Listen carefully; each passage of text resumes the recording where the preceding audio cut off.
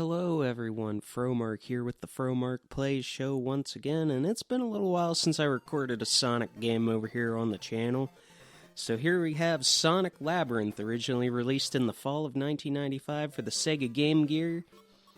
And this is a pretty neat game. A lot of people give this game crap, and this game received a lot of negative feedback even when it first was released, but it's actually a pretty fun game in my opinion. I actually enjoy playing through this one from time to time.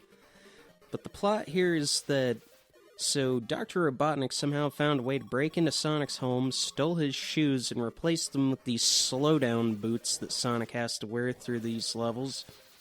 And basically you're going through 4 zones made up of 4 acts, with the 4th always being the boss one. But yeah, so you gotta maneuver through these labyrinth-like mazes.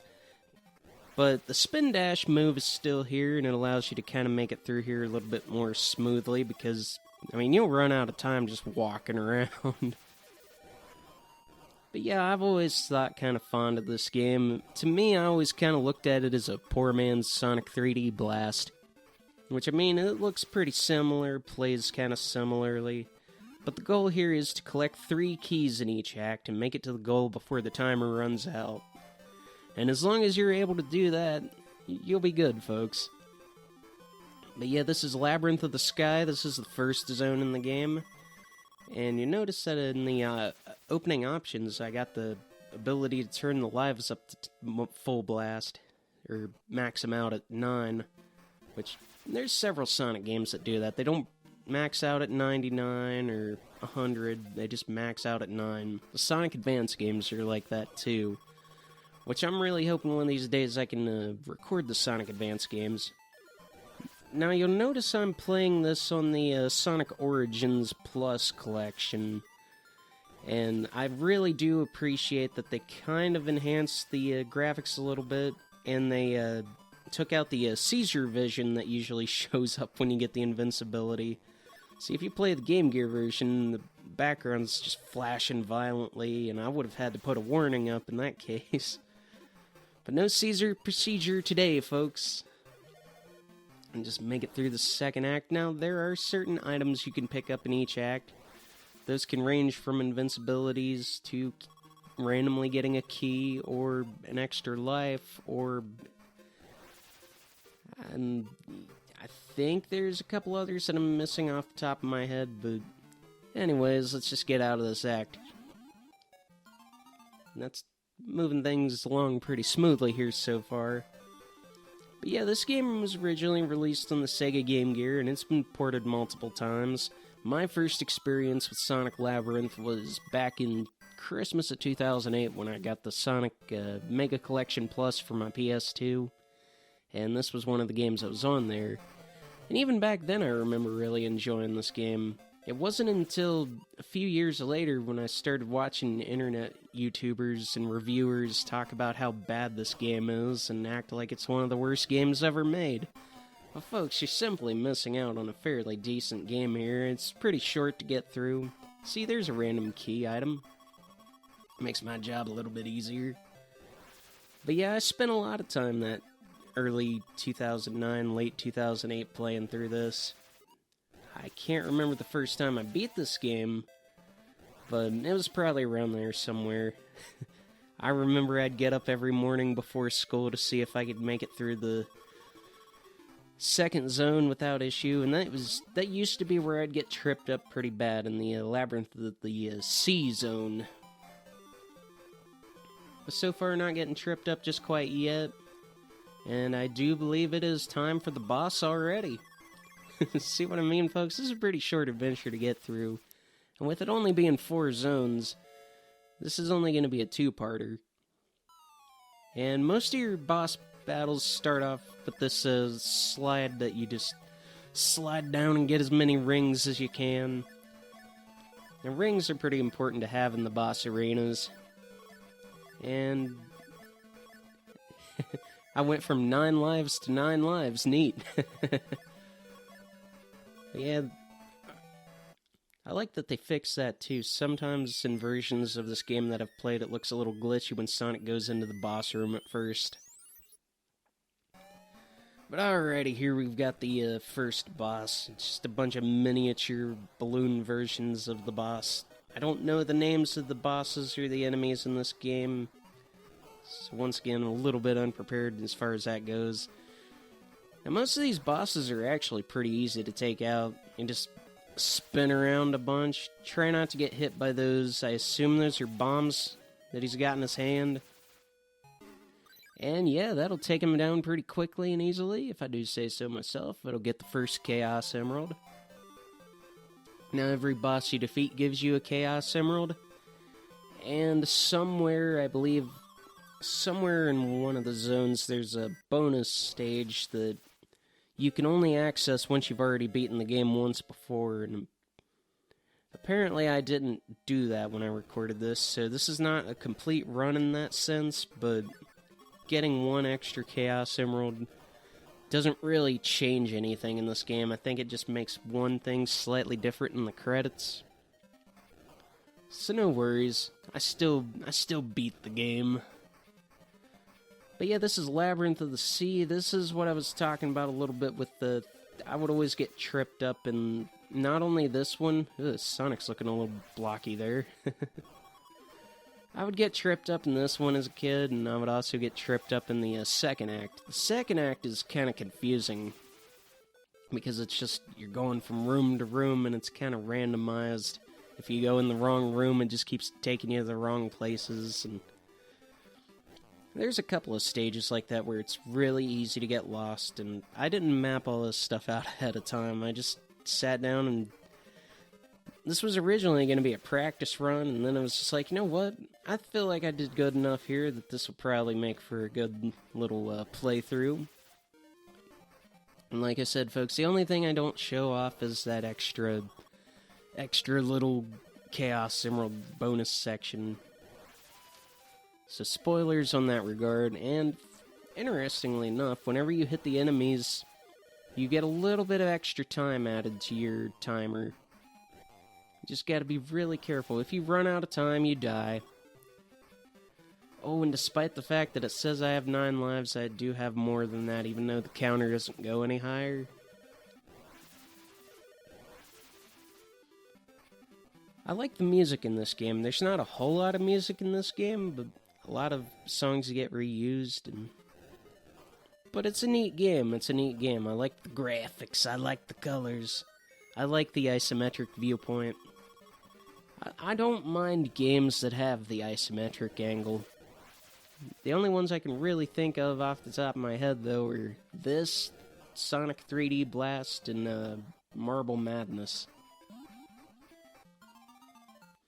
But anyways, that's going to do it for 2-1. Congratulations, 2-1 cleared. Zone 2-1, that is. I heard that extra life. Apparently, if you get enough points, you get more extra lives as well. Lives are no shortage in this game. But yes, this one's kind of confusing. Don't let the beautiful greenery here fool you. Although I do like this aesthetic. And I like that how with many of the Sonic games, there's this checkered board aesthetic that the floors always seem to have. It's kind of slightly served as the inspiration for the artwork for my Honest Lies EP. I just looked for a blue and white checker pattern, and anyways, yeah, you can kind of see just going from room to room. Make sure you pick the right rooms here. Make sure you're going through the right ones. If you fall in that red stuff, I think that's supposed to be lava, but I'm not quite sure. Ooh, that was close. Alright, so far so good, though I managed to make it look a little bit easier in this playthrough, but later on in this playthrough I start kind of getting stuck in places and meandering around, but I try not to hold things up too badly. I'd say I'll probably finish out Zone 2 in this part. And let's get on with that 2-3 at the Labyrinth of the Sea. Alright, now some of these levels are pretty forgettable in my opinion, I will admit. So, a lot of it just kind of blends together, and since I already recorded this a few weeks ago, I kind of already forgot some of the stuff. I forgot what 2-3 looked like.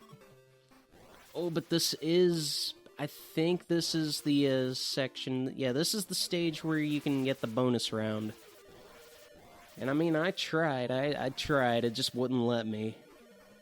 I thought maybe I had already beaten the game before whenever I did some practice runs, and thought I saved that ahead of time, but that's alright. Like I said, getting one Chaos Emerald doesn't really make that much of a difference in this game. You can see that key just kind of hidden over there. But yeah, it's kind of confusing how the bonus stage works in this. I think there's, not only do you have to beat the game once before, but you can actually have that cannon launch you directly to the bonus stage, and no, maybe it's to a on-off switch that allows you to access the bonus stage. Either way, that's kind of lame if I do say so myself. It should just be easily accessed. There's the bonus stage. I tried. Wouldn't let me. And if I remember right, there's some kind of weird message that shows up in the credits if you don't get all the emeralds. It doesn't make any sense. Nobody's ever been able to really figure out what it means, but... I don't know. I'm just rocking through these labyrinths. There's a pretty decent movie called Labyrinth, that David Bowie movie. I remember it more so for the songs, though. There's some really good songs in that movie, like The Magic Dance. I've only ever seen that movie once. I thought it was alright. It's one of those classic, cheesy 80s movies. It uses those classic Jim Henson puppets, or Muppets, sorta. But I thought it was a decent movie. Just like Sonic Labyrinth is a decent game. I'd say you'll probably be able to get through it in about a half hour if you're real good. But yeah, that's gonna do it for Labyrinth of the Sea 2-3. And just keep things rolling, rolling, rolling, as the great Limp Bizkit once said. Alrighty, this should be the last part of this part here. And like I said, already halfway through the game. It's a pretty quick little adventure. I'm sure this won't be the last time I come back to Sonic Labyrinth. Some of the Game Gear games I enjoy more than others, but not all of them I would consider to be surefire Sonic classics. Some of them are really great, some of them like Sonic Chaos. Some of them are annoyingly difficult, like Sonic 2 on the Game Gear. Some of them are just kind of middle of the road. Some of them, honestly, Sonic Blast is not a very good game. Sonic Blast on the Game Gear, I don't like that one. It's not fun. The 3D pre-rendered sprites look like crap on the Game Gear. Nobody ever talks about how bad that one is, though. I'm also not a big fan of Tails Adventures, and that's one of the Game Gear games I have to record at some point. I mean, you'd think being a fan of Tails that I'd really like that game, but I just never could get into it. Tails Sky Patrol's fun, though. I did a playthrough of that. But here we got another boss arena. Got this crab-looking dude who's just pretty easy to take down. You just gotta hit him whenever he launches his projectiles. Uh-oh. Alright, never mind that uh-oh. That's good stuff. He has been defeated. Good, good, good. Congratulations. Zone 2-4 clear. It's the halfway point of the game, folks. And yeah, I guess I will see you in part 2 for the finale. See you then.